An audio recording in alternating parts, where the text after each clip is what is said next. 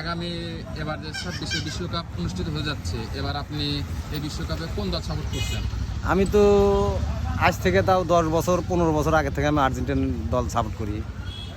আপনি বলছেন যে 10 বছর পূর্বে থেকে আর্জেন্টিনা সাপোর্ট করছেন। জি। কেন আর্জেন্টিনা সাপোর্ট করছেন না? কারণ যে ওর 11টা প্লেয়ারের মধ্যেই পরে 11 জনই এক সমানভাবে তাল মতে খেলে ওরা। সর্বোচ্চ ভালো খেলে হলো মেসি।